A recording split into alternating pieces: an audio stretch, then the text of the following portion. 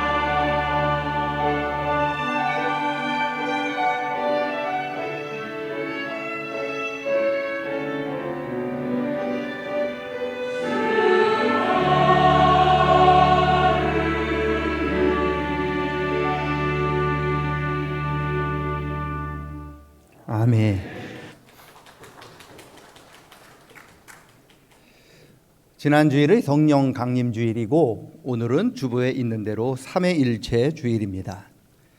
저희 교회가 이렇게 성서 일과에 따라서 이렇게 수틀 색깔이 달라져요. 십자가의 뒤에 있는 빛이 오늘은 빨간 빛이, 그리고 목사들의 이 수틀도 빨간색, 그리고 유아 강대상 앞에 있는 것도 빨간색. 원래는 성령 강림 주일, 지난주는 빨간색이고 오늘은 성부 성자, 지난주에 성령님이 오셨기에 이 삼위일체 하나님이 다 계시기 때문에 하얀색이 되어야 하는데 제가 일부러 빨간색을 했습니다. 왜? 오늘도 성령을 이야기하고 싶었기 때문입니다. 말세에 하나님께서 성령을 부어주시겠다 약속해 주셨어요. 왜 그렇습니까? 여러분, 성령으로 충만하지 않으면 하나님께서 기뻐하시는 삶을 살 수 없기 때문이죠. 성령으로 충만하지 않으면 우리가 주의 일을 감당할 수 없는 시대가 말세이기 때문에 그렇습니다. 하나님께서는 저와 여러분이 그저 교회만 왔다 갔다 하는 그런 삶을 살기를 원치 않으셔요.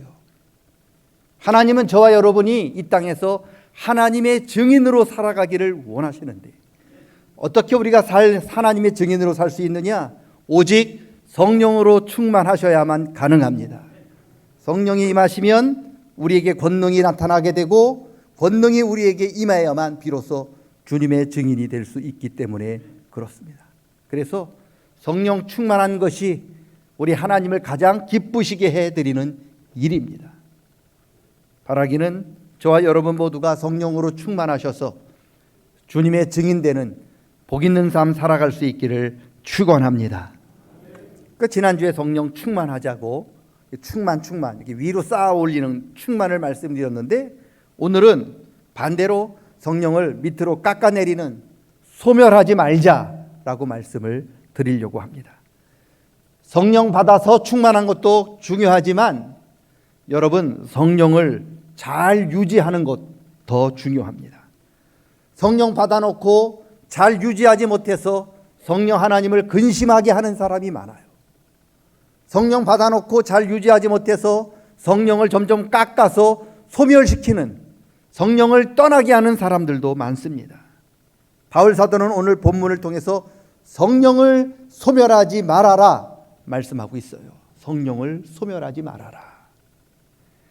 많은 분들이 물어요. 이 성령도 소멸합니까? 성령도 떠나가셔요? 성령도 없어지나요? 없어집니다. 여러분, 약해지기도 하고 소멸하기도 합니다. 성경을 보면 이스라엘 첫 번째 임금이 사울인데 하나님이 사울에게 성령을 주셨어요. 성령의 임재를 받은 사울이 왕의 직무를 감당합니다. 그런데 그가 점점 하나님 기뻐하는 일을 하지 않아요. 자기 마음대로 해요. 그러니까 성령이 탄식하고 성령이 근심합니다. 결국 성령이 사울을 떠납니다.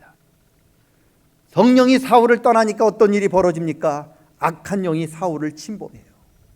그리고 그를 괴롭힙니다. 그리고 사울을 그릇된 길로 가도록 유혹을 하는 거예요. 블레셋이 쳐들어왔어요. 어떻게 해야 합니까? 하나님께 나와서 물어야죠. 하나님 전에 나와서 기도해야죠. 그런데 사울은 어떻게 한 줄 아세요? 엔돌이라고 하는 곳에 가서 무당을 찾아요. 신접한 무당에게 나라의 일을 의논을 하는 거예요. 하나님께 나와서 기도해야 할 왕이 악령에 사로잡히고 성령이 떠나가니 무당을 찾고 귀신을 찾게 되는 그런 어처구니 없는 일이 벌어졌어요. 이게 성령을 떠나가는 것, 이게 성령을 소멸하는 사람의 모습입니다. 에스겔 선지자가 바벨론의 포로로 끌려가서 그발이라고 하는 강가에서 기도하다가 환상을 봅니다. 무슨 환상을 보느냐? 예루살렘 성전에 하나님 보좌가 있는 성전에서 성령 하나님이 하늘로 떠오르더니 성전을 떠나가는 거예요. 여러분, 성전이 성전인 이유가 뭡니까? 바로 그 성전에 하나님의 영인 성령이 계시기에 그게 성전이잖아요. 그런데 성령 하나님이 그 성전을 떠나면 어떻게 됩니까? 더 이상 성전이 아니에요. 그것은 그냥 건물이에요. 우리 교회가 세상에 있는 다른 교회와 차이점이 있다면 뭡니까? 이 교회에는 하나님의 영인 성령이 이곳에 머물고 거주하시기 때문에 이곳이 하나님의 집이죠. 만약에 이곳에서 하나님의 영이 떠나면 우리 교회는 뭐가 됩니까? 그냥 건물이에요. 우리들이 그리스도인인데 왜 그리스도인입니까? 우리 안에 그리스도의 영인 성령이 거하시기 때문에 우리는 그리스도인인 거예요. 만약에 우리 안에 성령이 떠나가시면 어떻게 됩니까? 바울 사도가 말씀합니다. 누구든지 그 속에 그리스도의 영이 없으면 그는 하나님의 백성이 아니니라. 성령이 충만하지 않고 성령이 소멸되면 그분은 하나님의 백성이 아니라는 거예요. 여러분, 죄 중에 가장 큰 죄는 성령이 떠나가는 죄, 성령을 소멸하는 죄입니다. 성령이 떠나가고 소멸되면 더 이상 하나님의 은혜를 입을 수가 없어요. 우리에게 하나님의 은혜가 없으면 우리는 결국 하나님의 심판으로 지옥에 가야만 하는 그런 불쌍한 인생이 되게 되는 거죠. 그래서 성령이 소멸하지 않도록 조심하고 또 조심하셔야 합니다. 예수님께서 굉장히 무서운 말씀을 하셨는데 뭐라고 말씀하셨느냐? 다른 죄는 다 용서받을 수 있지만 성령을 멸시하고 성령을 소멸하는 죄는 결코 용서받지 못한다. 저 십자가에서 예수님이 피 흘려서 우리의 모든 죄를 다 용서해 주시지만 그 예수님의 보혈조차도 용서하지 못할 죄가 있다라는 거예요. 그 죄가 뭐냐? 바로 성령을 소멸하는 죄라는 거죠. 다윗이 우리아의 아내 밧세바와 부정한 관계를 저질러요. 그러다가 나단을 통해서 하나님의 선지자 나단을 통해서 책망을 받고 그가 하나님 앞에 엎드려 회개를 하면서 울면서 지은 시가 시편 51편인데 그가 뭐라고 하나님 앞에 울면서 기도하느냐? 하나님, 나를 주님 앞에서 쫓아내지 마시고 주님의 성령을 내게서 거두어 가지 마소서. 성령을 거두어 가지 말라고 그가 눈물로 하나님 앞에 기도한 거예요. 왜 그런 줄 아세요? 다윗의 장인이 조금 전에 말씀드렸던 이스라엘 첫 번째 일금 사울이잖아요. 하나님께서 자기 장인에게 사울에게 성령을 거두어 가시니까 사울이 어떻게 그 인생이 망쳐졌고 어떻게 그 인생이 비참하게 마쳤는가를 다윗이 자기 두 눈으로 똑똑히 봤거든요. 그래서 자기 죄 때문에 성령이 떠나가면 자기도 사울처럼 비참한 삶으로 끝이 날까 봐 두려워 떨면서 하나님 앞에 눈물로 회개했던 것이 바로 시편 51편이에요. 여러분, 그만큼 성령 소멸하는 것이 두려운 죄인 거예요. 오늘 교회들의 문제가 뭡니까? 우리 성도들이 성령으로 충만하게 해달라고 기도하지 않아요. 기도를 오래 하시는 분들도 가만히 들어보면 자기 문제, 이 세상에 필요한 것들은 1시간, 2시간을 구하면서도 정작 하나님께서 그토록 우리에게 원하는 성령 충만하도록 기도하는 사람은 그렇게 많지 않아요. 더 문제는 우리 성도들이 성령을 소멸하는 것을 두려워하지 않아요. 여러분, 성령 거두어 가지 말라고 기도하지 않습니다. 다윗이 저와 여러분의 믿음만 못해서 하나님 앞에 울면서 제발 하나님 성령을 제게서 거두어 가지 마셔서 그렇게 탄식하며 기도하신 줄 아십니까? 아닙니다. 성령이 소멸되면 여러분 다시는 용서받지 못하기 때문에 두려움이 떨면서 그가 기도했던 거예요. 그만큼 무서운 거예요. 성령이 떠나면요 다시는 오지 않아요. 성령의 불이 우리 안에 있는 성령의 불이 꺼지면 다시는 그 불이 불타오르지 않습니다. 히브리서 6장은 이렇게 말씀합니다. 한번 빛을 받고 하늘의 은사를 맛보고 성령에 참여한 바가 되고도 타락한 사람은 다시는 회개하여 새롭게 할 수 없나니 이는 그들이 하나님의 아들을 다시 십자가에 못 박아 드러내놓고 욕되게 함이라. 무슨 소리입니까? 성령을 소멸시키면 다시는 용서받지 못한다는 뜻이에요. 그래서 무서운 거예요. 그래서 성령 충만을 위해서 기도하셔야 하고 저와 여러분 모두가 성령이 근심하거나 성령이 소멸되지 않도록 조심하고 또 조심하셔야 합니다. 성령 충만한 것도 중요하지만 받은 성령을 잘 유지하는 것도 더 중요하다는 것을 기억하십시오. 성령 받지도 못했는데 뭔 유지를 하느냐? 아니요. 이미 여러분들은 다 성령을 받으셨어요. 어떻게 하느냐? 성경에 보면요, 성령으로 말미암지 않고는 누구든지 예수님을 구주라고 고백할 수 없다라고 성경은 말씀해요. 예수님이 나의 구주라고 믿는 사람은 자기 입으로 고백하는 게 아니라 그분 속에 있는 성령의 힘으로 그런 고백이 나타난다는 거예요. 그래서 여러분들에게 묻겠습니다. 여러분이 들으시고 맞다고 생각하면 큰 소리로 아멘 하시면 돼요. 묻습니다. 성도님들은 예수님께서 여러분의 구주이심을 믿습니까? 믿잖아요. 성경이 말씀하고 있잖아요. 내 입술로 고백한 게 아니라 성령으로 말미암아 그런 고백한 거라고. 예수님이 정말로 여러분의 구주이심을 믿습니까? 갈수록 떨어지네. 다시 묻습니다. 잘 대답하세요. 예수님이 여러분의 정말로 구주이심을 믿습니까? 여러분 아멘 하시죠? 제가 밖에 있는 세상 사람들에게, 집사님 어떤 분에게 여보시오, 예수님이 당신의 구주이심을 믿습니까? 그러면 그분이 뭐라고 그러게요? 아멘 그러게요? 미친놈. 그게 정상이에요. 그들과 우리가 차이점이 뭡니까? 똑같은 제주에 살고 똑같은 시대에 살고 똑같은 동네에 살면서 배고프면 같이 먹고 헐벗으면 같이 옷 입고 피곤하면 같이 잠자는, 겉으로 보기에는 전혀 차이점이 없는데 왜 우리들은 예수님이 당신의 구주심을 믿습니까? 라고 물으면 아멘이라고 대답하는데 왜 저 사람들은 미쳤냐고 대답할까요? 우리에게는 성령이 있기 때문이고요, 그분들에게는 성령이 없기 때문에 그런 거예요. 여러분이 이미 성령 받으셨어요. 예수님을 구주로 믿고 고백하는 순간 이미 성령이 우리 안에 계신 줄로 믿습니다. 우리가 할 일은 그 성령을 충만하게 더 뜨겁게 불타오르게 하는 일이 첫 번째고요, 오늘 말씀처럼 그 성령을 근심하게 하거나 소멸시키지 말아야 하는 게 두 번째예요. 성령을 근심하게 소멸시키지 않으려면 어떻게 하셔야 되느냐? 성령 하나님이 좋아하시는 일을 많이 하시면 돼요. 그리고 성령 하나님이 싫어하시는 것을 피하시면 되는 거죠. 성령은 마치 불과 같다고 말씀하고 있어요. 그래서 불길 같은 주성령이라고 우리가 찬송도 하는데, 여러분 불이 계속해서 꺼지지 않고 타오르려면 어떻게 해야 됩니까? 불이 좋아하는 것을 계속 집어넣어주면 돼요. 그러면 불은 꺼지지 않고 계속 타오릅니다. 반대로 불을 꺼트리고 소멸시키려면 어떻게 하면 됩니까? 불이 싫어하는 것을 계속 집어넣으면 됩니다. 불은 물을 싫어해요.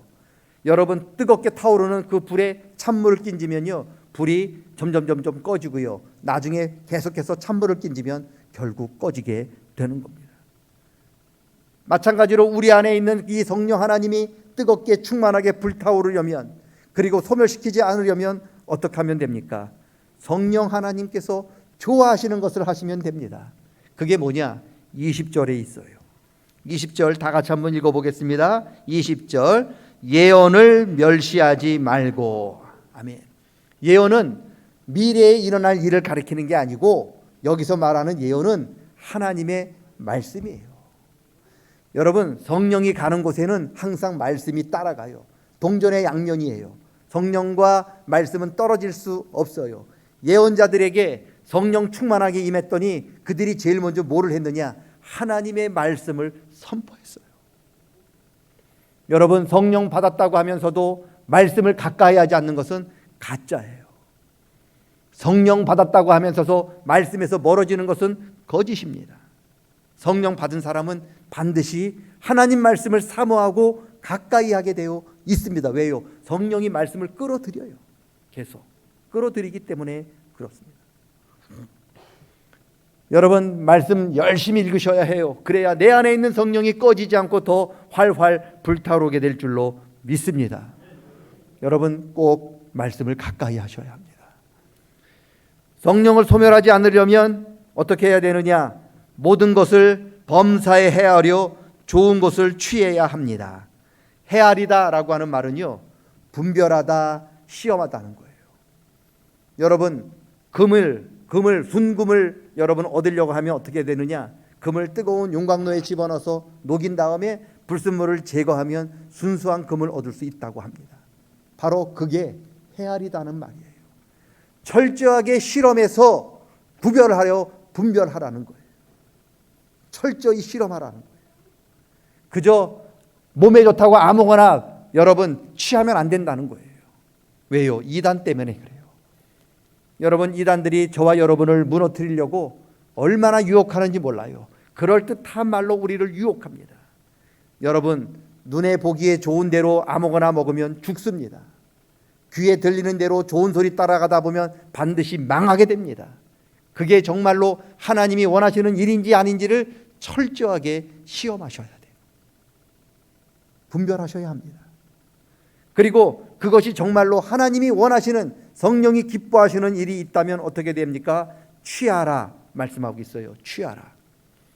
범사에 헤아려 좋은 것은 취하고 할 때 이 취하라고 하는 뜻은 여러분 어떤 뜻이느냐? 놓치지 말고 꽉 잡아라 뜻이에요. 어떤 마음으로 잡아야 되느냐? 혈루증 앓던 여인이 예수님 옷자락 잡으면 자기 병이 나을 것 같다라고 하는 마음으로 예수님 옷자락 잡는 게 취하는 거죠. 야복강에서 당신이 나를 축복해 주지 않으면 나는 결코 당신을 놓지 않겠습니다라고 하는 그 마음으로, 야곱의 심령으로 붙잡는 게 바로 취하는 거예요. 여러분, 성령이 좋아하시는 것 놓치면 안 돼요. 그거 놓치면 다음 기회가 없어요. 주신 기회 때 이거 놓치면 내가 망한다, 이거 놓치면 내가 죽는다라는 마음으로 붙잡는 것이 바로 취하는 겁니다. 성령님께서 기뻐하시는 일을 놓치지 않고 꽉 잡고 나아가는 저와 여러분 되시기를 축원합니다. 마지막으로 악은 어떤 모양이라도 버려라 말씀합니다. 악은 어떤 모양이라도 버려라. 악을 버리는 것은 마땅한데, 당연하죠. 악한 것은 버리는 것은 마땅한데 악의 모양 버리라는 거죠. 이게 무슨 뜻이냐? 살다 보면은요, 이게 악하고 이게 좋고 이게 딱 떨어지게 이건 나쁜 거라고 딱 정확하게 나와 있는 것도 많지만, 이게 악한 일인지 이게 악하지 않은 건지 분별이 안 될 때가 굉장히 많아요. 그럼 어떡하느냐?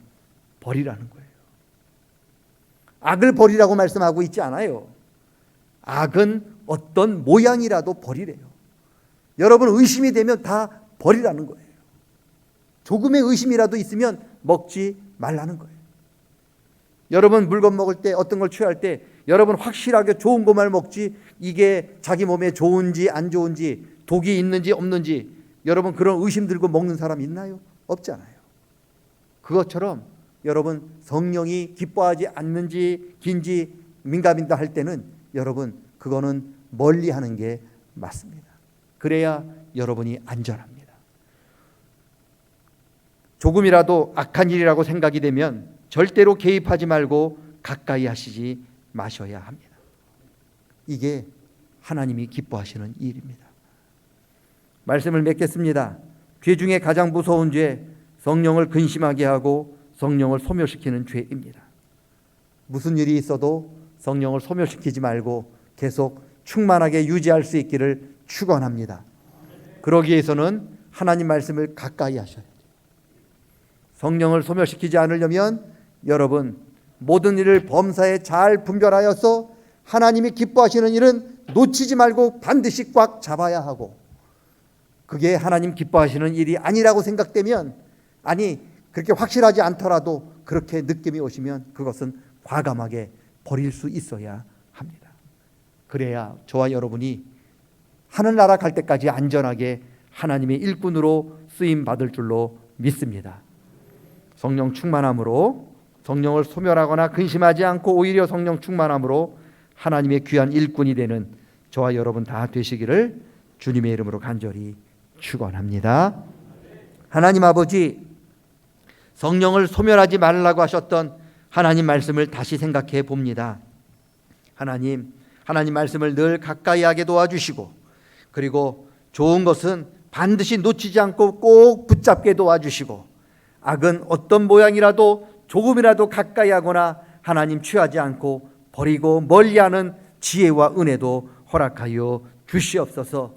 성령을 근심케 하는 죄가 가장 큰 죄임을 다시 한번 깨닫게 도와주시사 우리 안에 있는 성령을 근심하게 하거나 소멸하게 하는 것이 아닌 오히려 성령 하나님을 기쁘시게 하도록 주님과 늘 가까이 하는 저와 여러분 모든 성도들 되게 하여 주시옵소서.